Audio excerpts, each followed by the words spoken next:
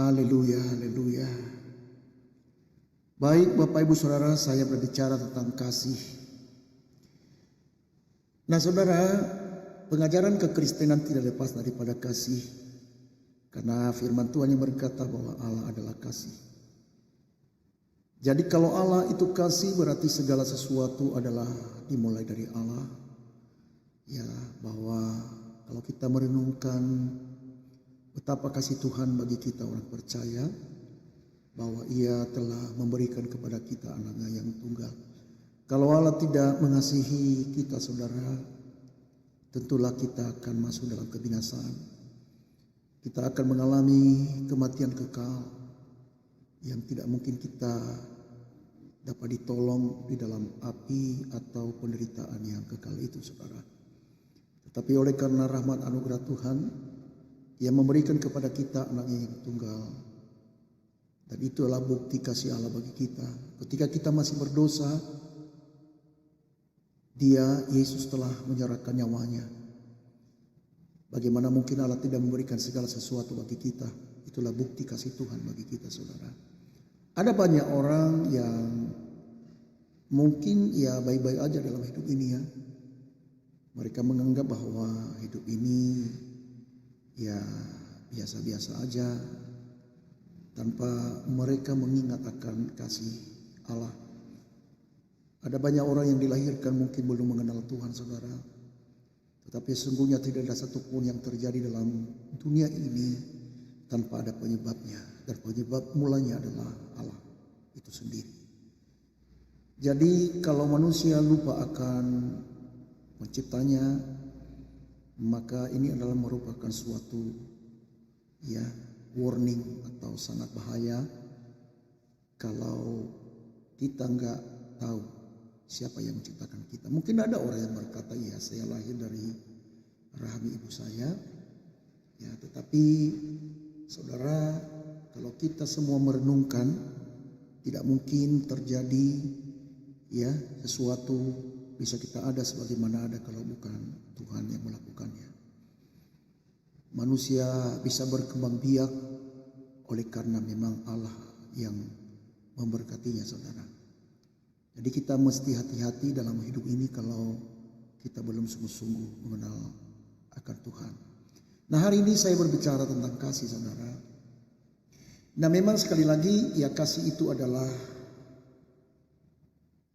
berasal dari Allah. Allah yang mencurahkan rohnya bagi kita sehingga kita boleh mengasihi. Dan sekali lagi ya kasih itu berasal dari Allah, dan Ia telah membuktikan kasihnya bagi kita melalui Yesus Kristus. Nah untuk itu kita harus juga wajib mengasihi, karena Allah telah lebih dahulu mengasihi kita. Itulah sebabnya firman Tuhan yang berkata bahwa kita harus mengasihi satu dengan yang lain. Karena ini adalah perintah Tuhan Yesus bagi kita, supaya lebih dalam lagi, supaya mereka mengenal bahwa kita adalah murid Kristus, saudara. Nah kasih itu adalah tidak boleh kasih yang pura-pura. Kasih itu adalah harus sungguh-sungguh berasal dari hati yang dijamah oleh Tuhan. Jadi kasih yang bukan berasal dari ketulusan, yang bukan berasal ya dari bahwa kita mengasihi Tuhan saudara, maka itu kasih yang hanya sementara. Ya, apalagi kalau kasih itu hanya diwujudkan kalau kita ada maunya. Nah, tetapi kalau kasih dari Allah itu ya bahwa Ia telah memberikan contoh dan teladan bagi kita ketika kita masih berdosa. Ia telah mengasihi kita. Ia telah memberikan kepada kita anaknya yang tunggal, gantikan kita dari hukuman dosa.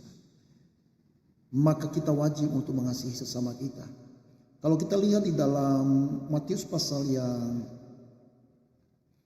ke-22, Matius 22 ayat yang ke-30. Ya, saya mulai dari ayat yang ke-36 ya. Ya.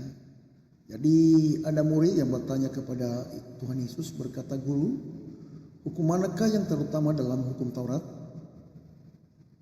Jawab Yesus kepadanya, "Kasihilah Tuhan Allahmu dengan segenap hatimu, dan dengan segenap jiwamu, dan dengan segenap akal budimu.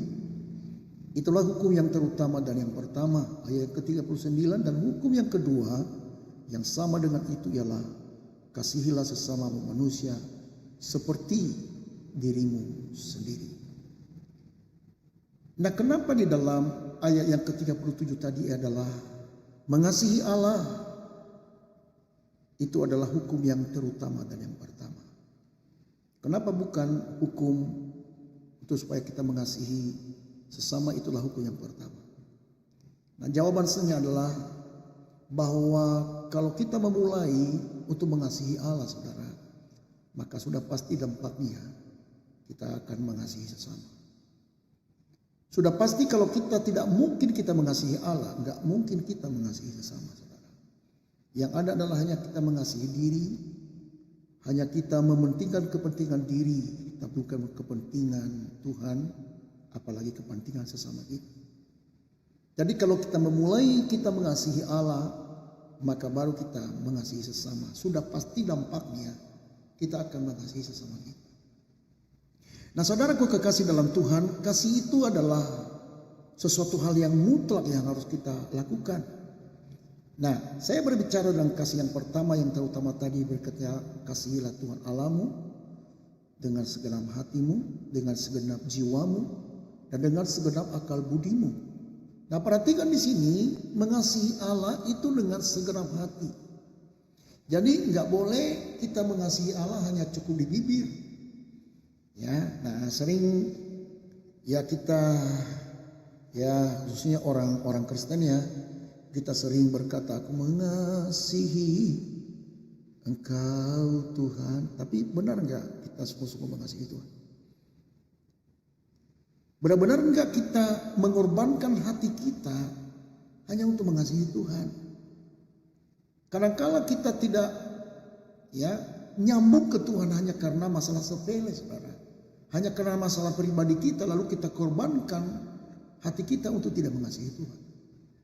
Bahkan Rasul Paulus ya jelasnya berkata bahwa barang siapa yang tidak mengasihi Tuhan terkutuklah ia, saudara.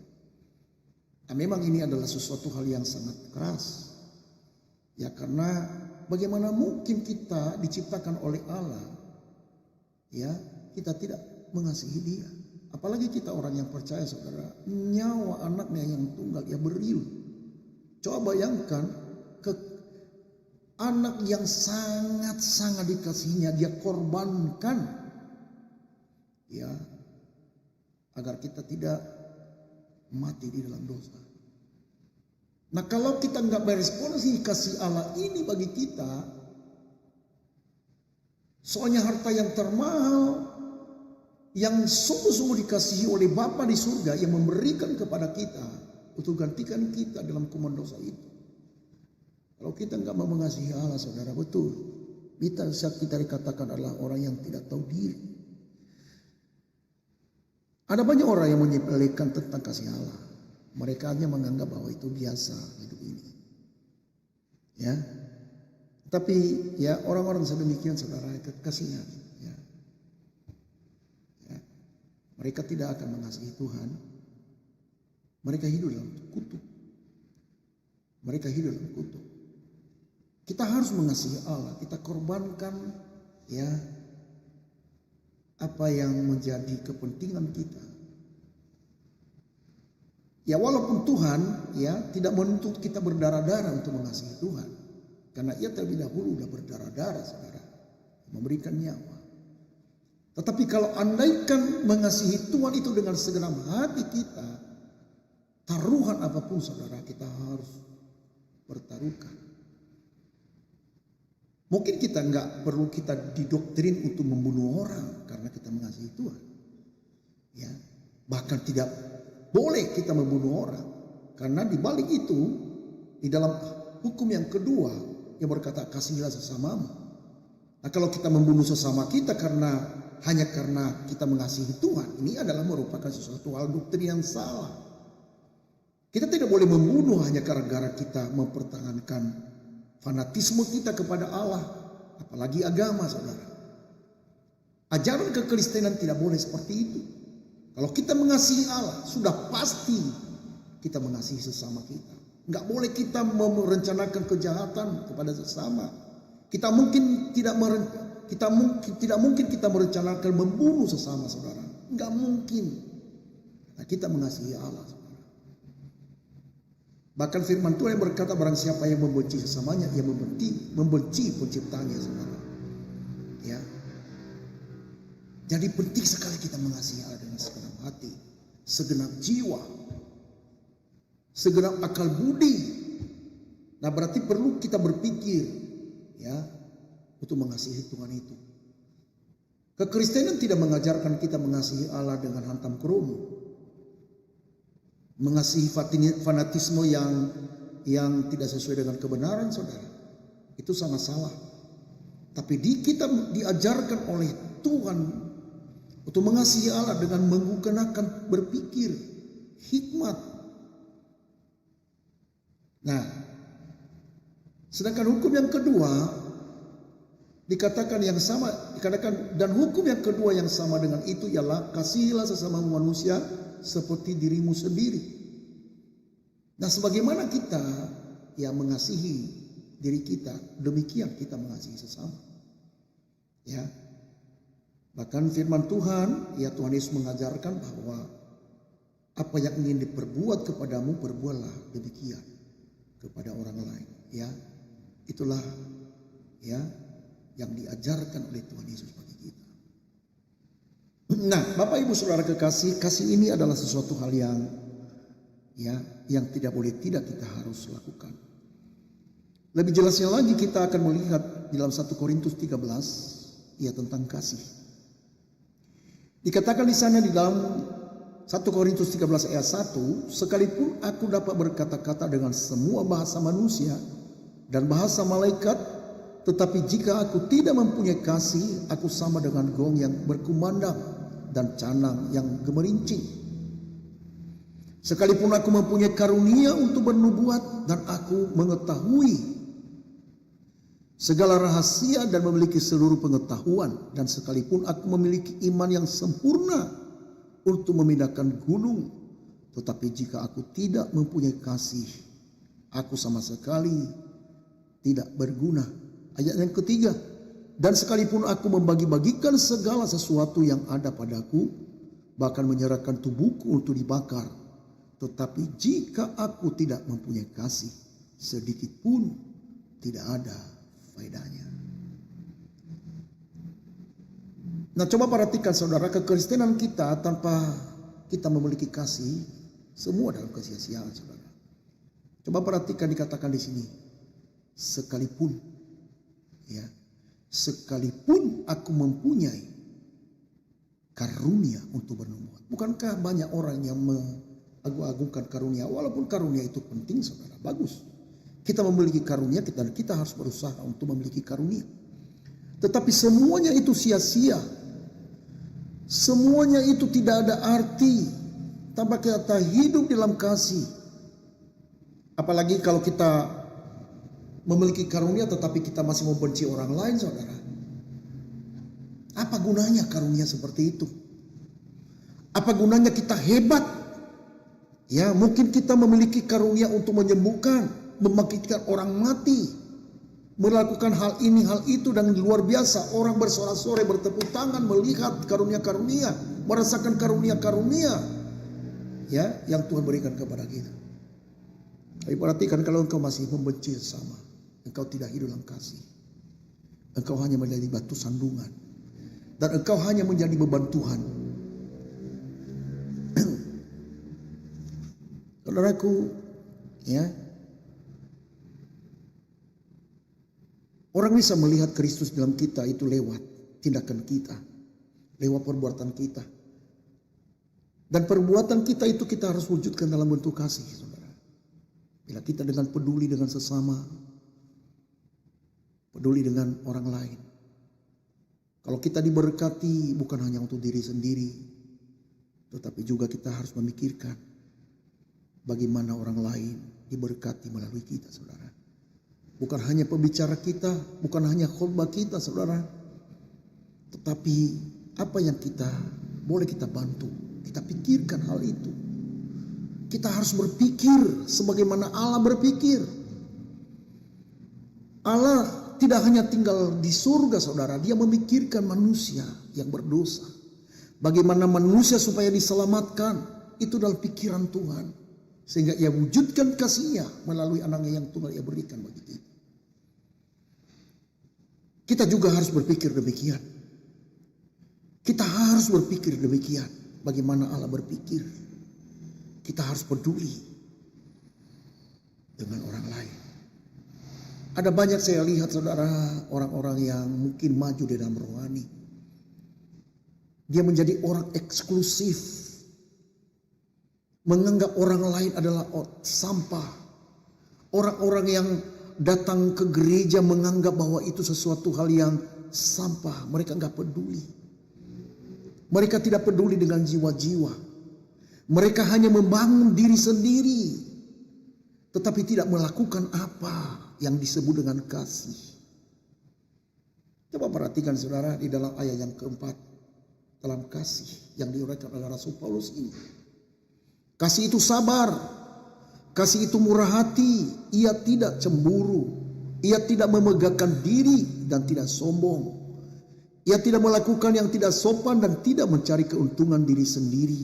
Ia tidak pemarah dan tidak menyimpan kesalahan orang lain. Ia tidak bersukacita karena ketidakadilan tetapi karena kebenaran. Ia menutupi segala sesuatu, percaya segala sesuatu, mengharapkan segala sesuatu, sabar menanggung segala sesuatu. Jujur saya katakan saudara, memang ya ini berat ya. Ya, tapi tidak ada cara lain selain daripada kita melakukan apa yang dikatakan oleh firman Tuhan saudara. Kita harus melatih diri. Kita harus belajar untuk kita melakukan apa yang menjadi isi hati Tuhan bagi kita. Kita harus menjadi orang Kristen yang bisa menunjukkan bahwa kita adalah murid Kristus. Yaitu bila kita saling mengasihi.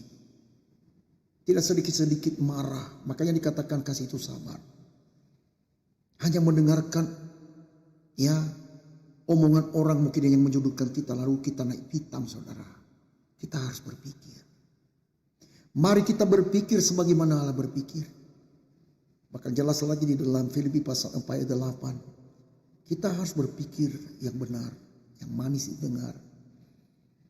Ya, di dalam Filipi pasal yang saya coba melompat ke sana dulu ya. Filipi 4 ayat 8. Dia berkata begini. Jadi akhirnya saudara-saudara, semua yang benar, semua yang mulia, semua yang adil, semua yang suci, semua yang manis, semua yang sedap didengar, semua yang disebut kebajikan dan patut dipuji, pikirkanlah semuanya itu. Luar biasa bukan? Ya.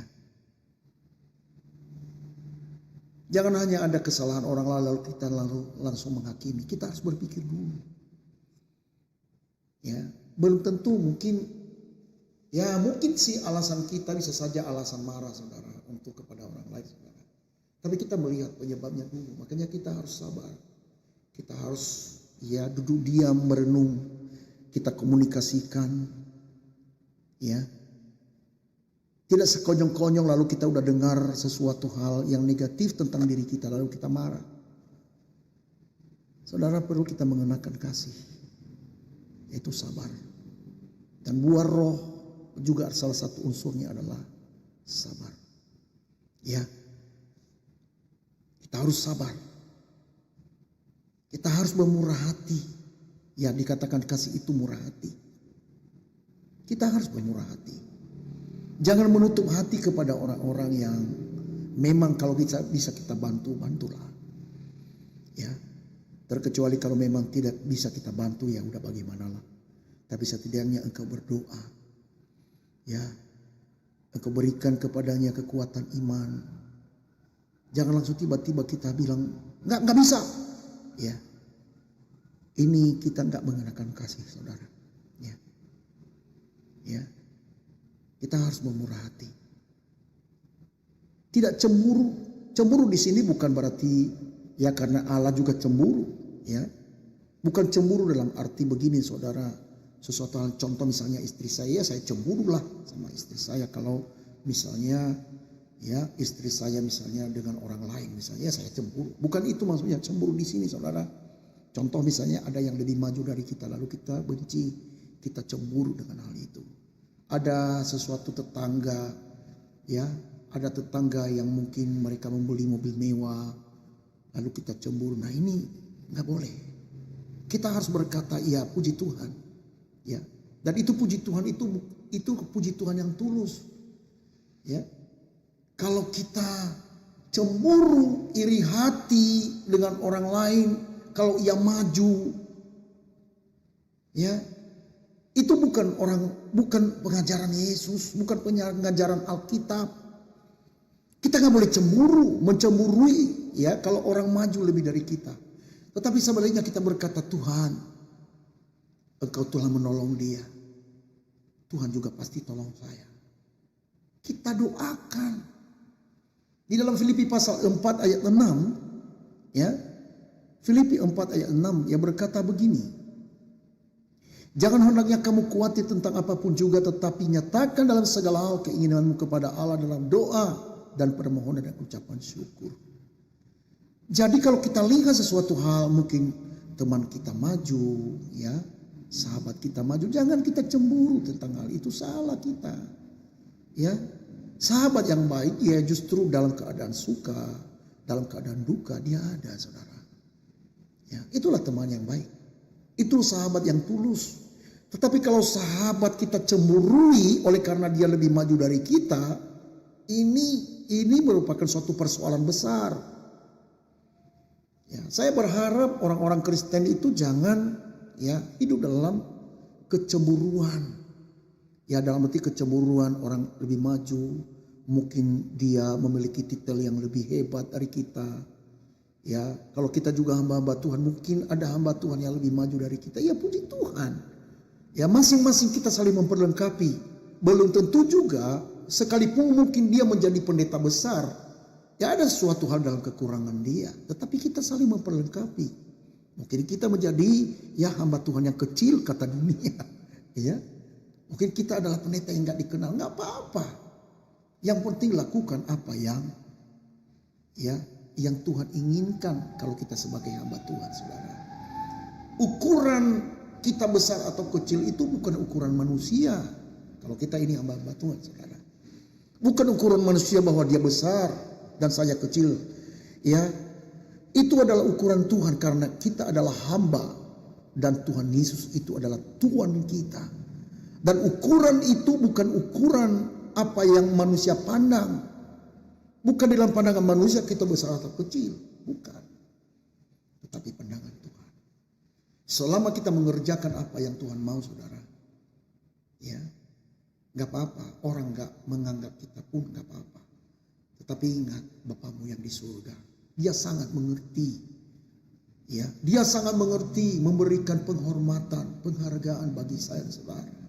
Asalnya kita. Ini yang penting, mengerjakan apa yang Tuhan mau. Ya.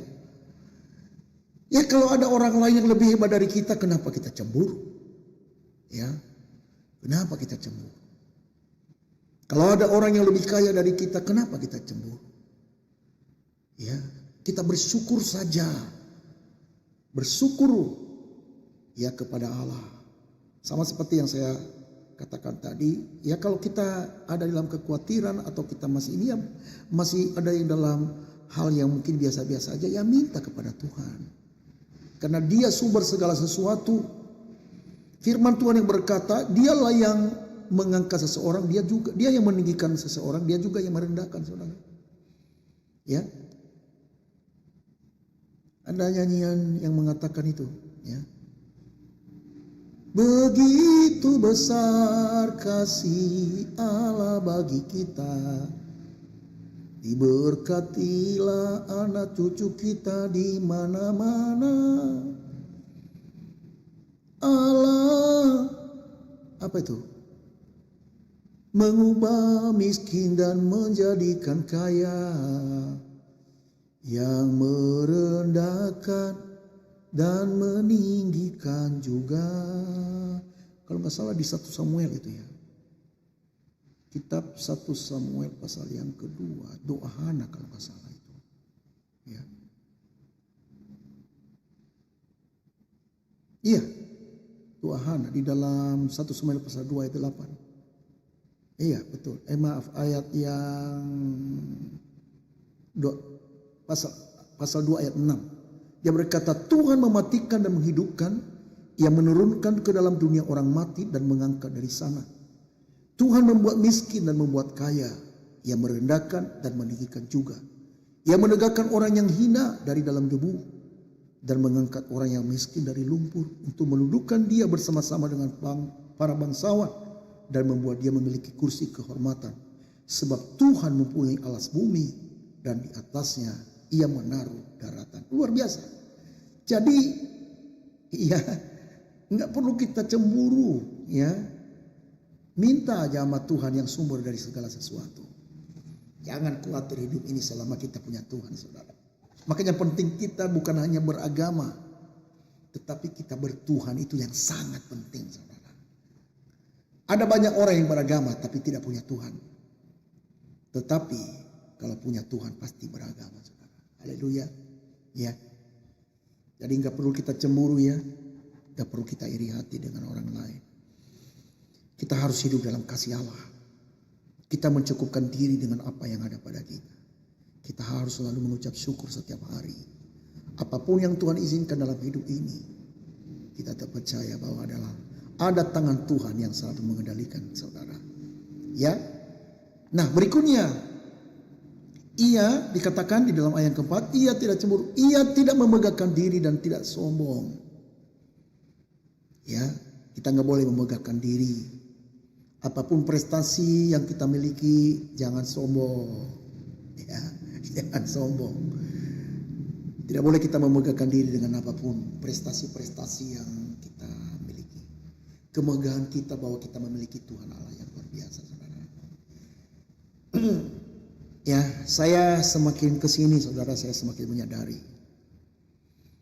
bahwa kemegahan sesuatu hal yang fana itu sesuatu hal yang sangat kurang pas.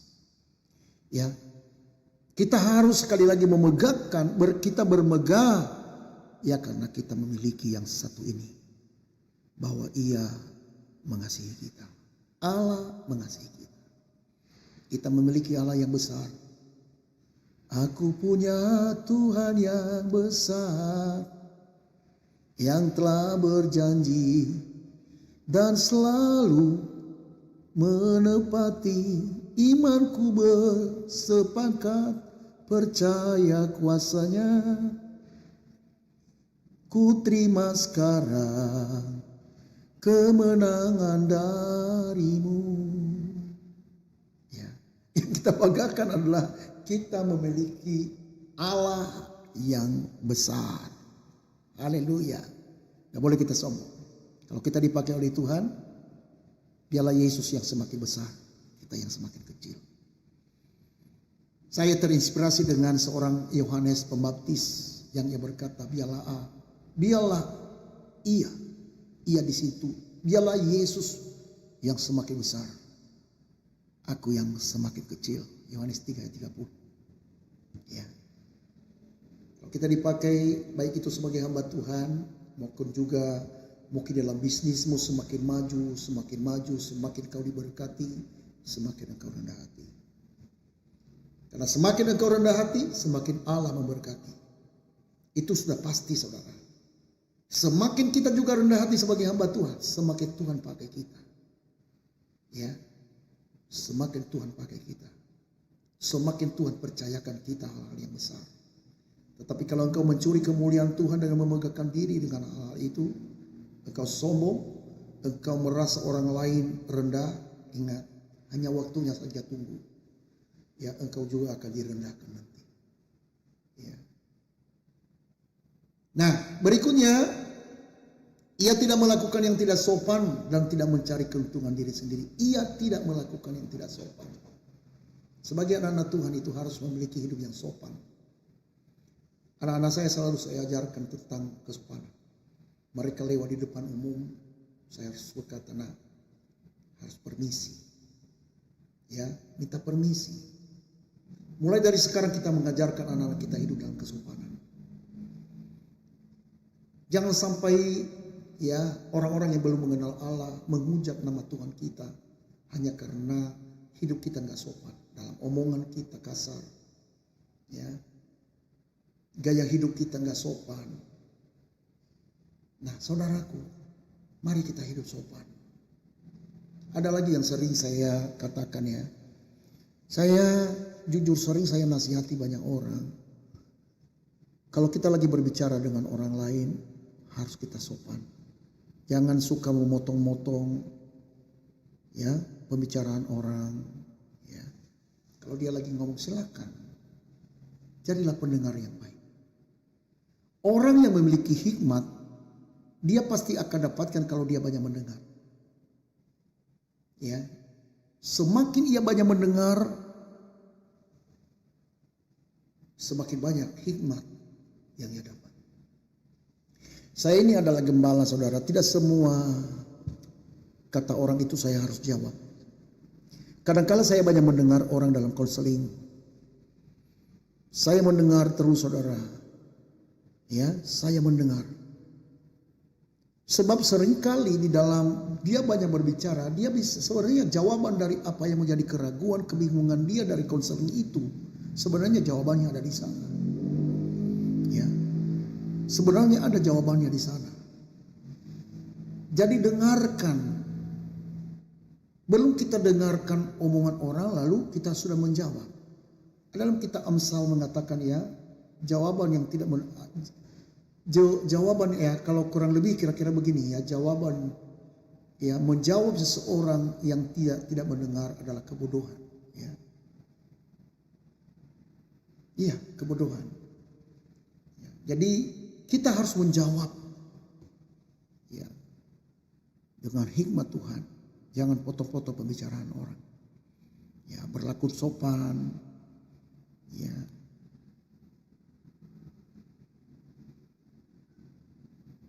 Kita memiliki kelemah lembutan. Nah, ya, sesudah itu ia dan tidak mencari keuntungan diri sendiri. Tuhan gak mau kalau kita hanya berpikir untuk diri sendiri. Kalau kita benar-benar kita memancarkan kasih Allah di tengah-tengah dunia ini, maka jangan hidup dengan egoistis, hanya mementingkan keuntungan diri. Ada banyak orang yang berhasil, tetapi hanya kepentingan diri, saudara. Ini pun kesia-siaan.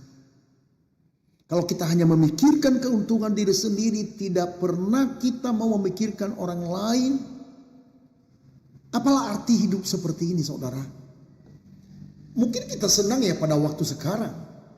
Tetapi tahu gak saudara, kalau Allah yang mengizinkan kepada kita sesuatu, makanya firman Tuhan yang berkata kepada siapa Allah memberikan yang besar, dia kepadanya juga akan dituntut. Ya. Kalau kita dipercayakan segala sesuatu kepada kita sesuatu, maka ingat, jangan hanya memikirkan bahwa itu diri kamu sendiri.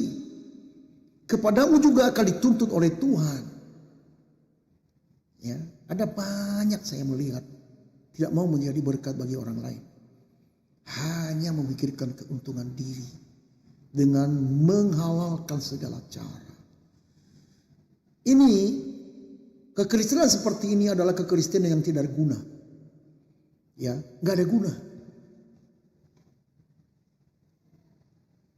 Makanya kenapa Tuhan Yesus berkata kalau garam tidak asin, tidak ada gunanya selain daripada dibuang dari injak orang. Nah, orang-orang yang seperti yang hanya memikirkan keuntungan sendiri, tidak berdampak dengan orang lain, percayalah, ya, nggak mungkin engkau berguna selain daripada dibuang dari injak orang. Makanya banyak kita diantara ya sekalipun mungkin dia memiliki kekayaan yang luar biasa, tetapi nggak dipandang. Kenapa? Dia nggak berdampak dengan orang lain, saudara. Hanya ia memikirkan diri sendiri. Ya. Berikutnya ia tidak pemarah dan tidak menyimpan kesalahan orang lain. Gak boleh dendam. Harus gampang mengampuni, memberi pengampunan orang lain. Di dalam pelayanan kita di dalam gereja, di dalam penggembalaan yang saya pimpin saudara, selalu jemaat itu di dalam ibadah raya maupun di dalam ibadah-ibadah kategorial, selalu saya mengajarkan untuk selalu mengucapkan, mendoakan tentang doa Bapa kami. Saya sangat tertarik dengan doa Bapa kami itu saudara. Ya, ada banyak hal yang bisa kita pelajari dengan doa Bapa kami, dan salah satunya adalah tentang pengampunan. Ampunilah kami seperti kami mengampuni orang yang bersalah kepada kami. Saudara tahu bahwa kita ini adalah orang yang tidak luput dari dosa juga. Tidak luput dari kesalahan. Saya sering geli ya kalau di jalan saya bawa motor atau bawa kendaraan lah ya. Seringkali kalau misalnya ada orang yang mungkin salah, ada nyelip atau mungkin ada sesuatu hal yang mungkin kesenggol dikit, lalu ia maki-maki, ya, maki-maki orang, ya gitu ya. Padahal sebenarnya orang yang maki-maki itu juga pelanggar lalu lintas. Sering dia melanggar lampu merah, ya. Karena ada tetangga saya yang sering sama dengan saya, saudara, ya. Ada juga teman saya yang sering, dia juga pelanggar lalu lintas, tetapi disenggol sedikit. Waduh. Benar-benar dah. Ya.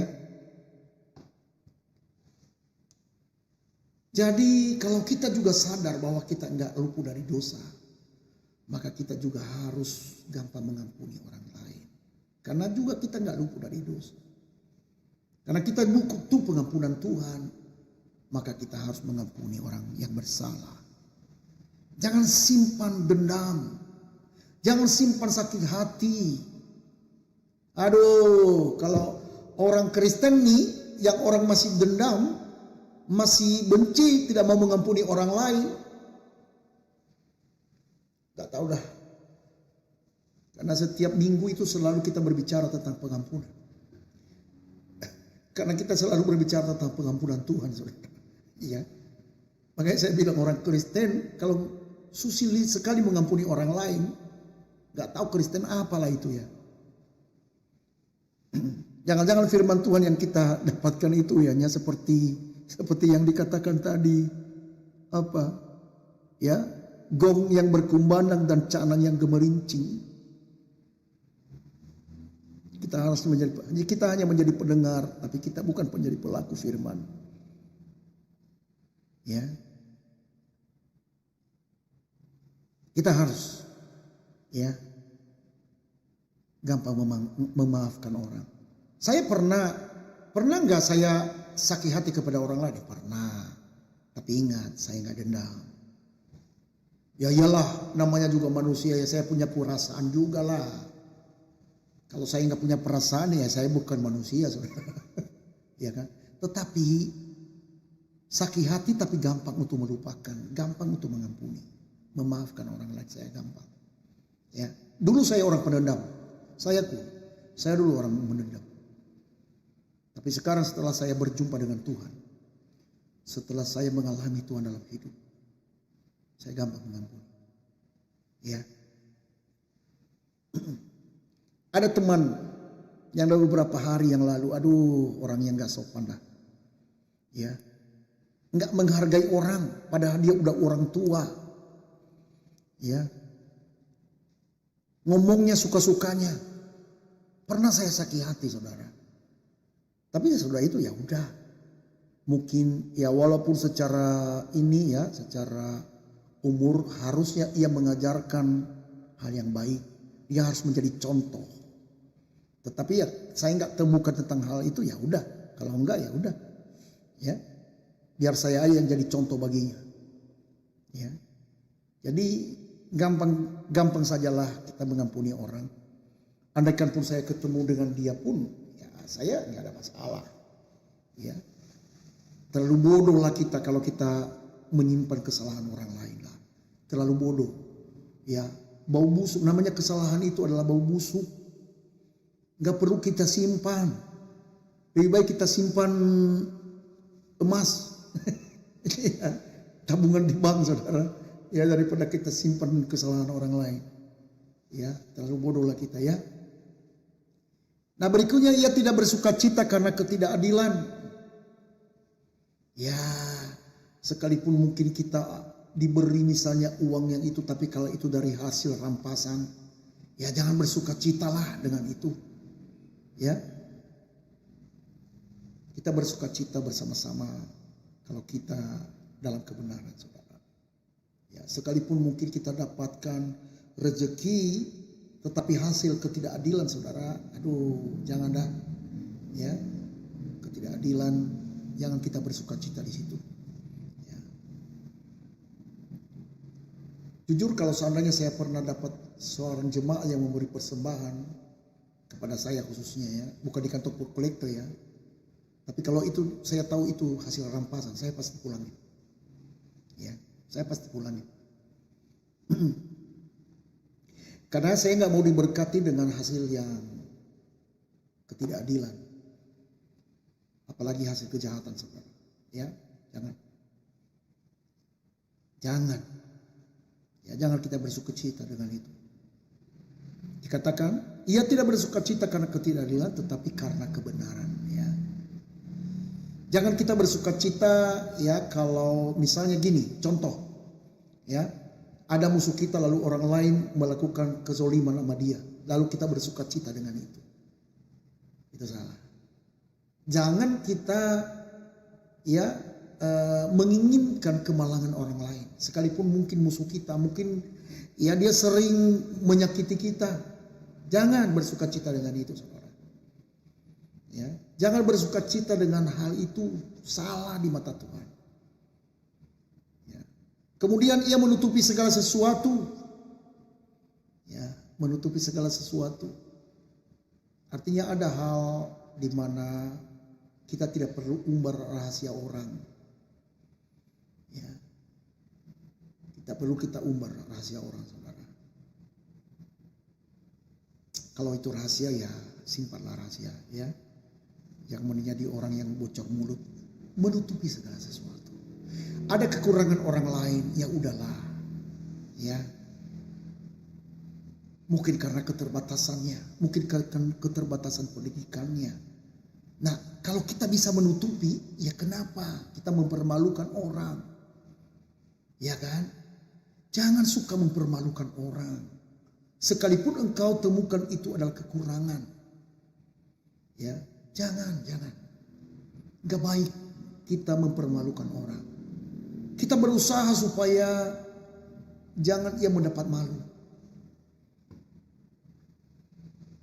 Saya percaya kalau kita suatu waktu kita berbuat baik sama dia, seharusnya dia malu di depan orang, tetapi oleh karena kita bisa menutupi kekurangannya, saudara.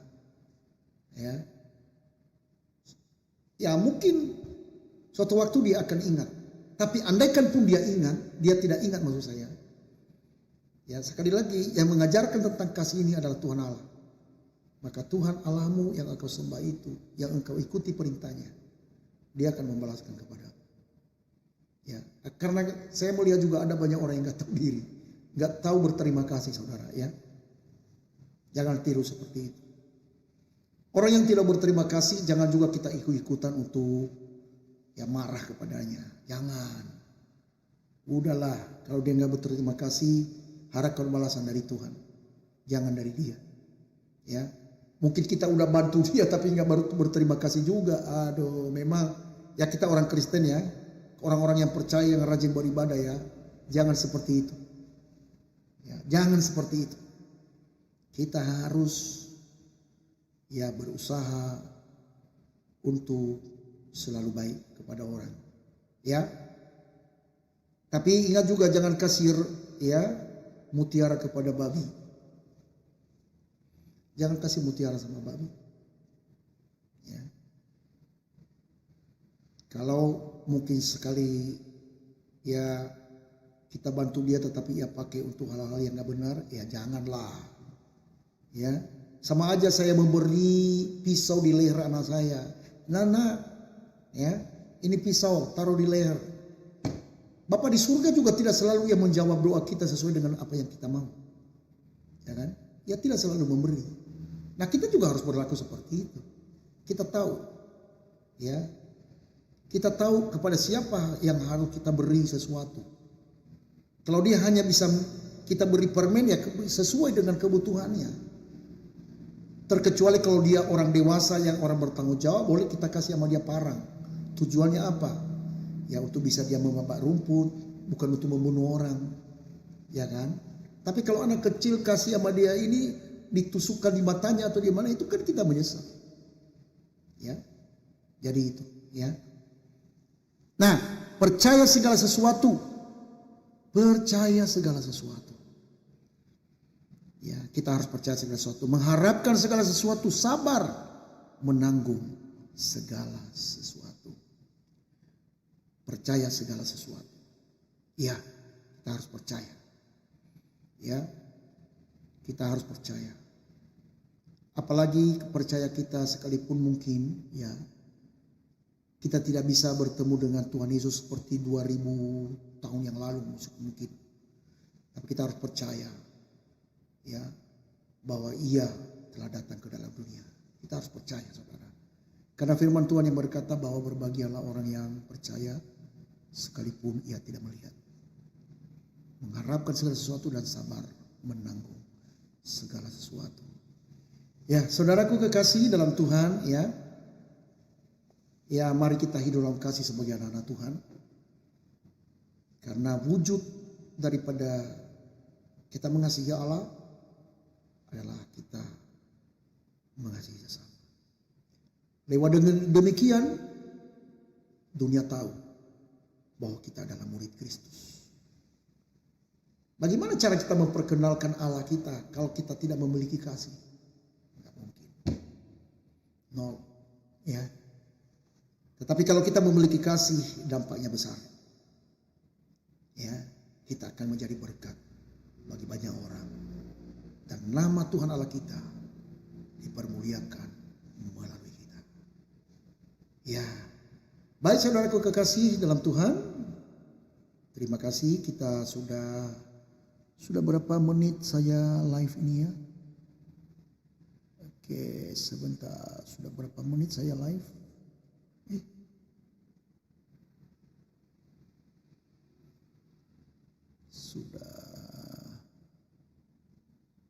Sudah berapa ya? Berapa menit? Di mana sih saya bisa melihat?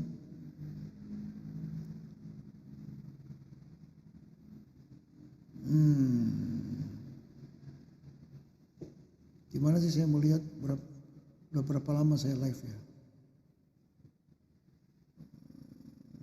Tidak ada ya. Oke lah, ya mungkin sudah lebih setengah jam atau hampir 1 jam kali ya. Oke lah, baik Bapak Ibu Saudara sekalian, ya Tuhan Yesus memberkati kita. Salam Maranatha. Saya undur diri ya. Sampai ketemu, ya, sampai jumpa kembali.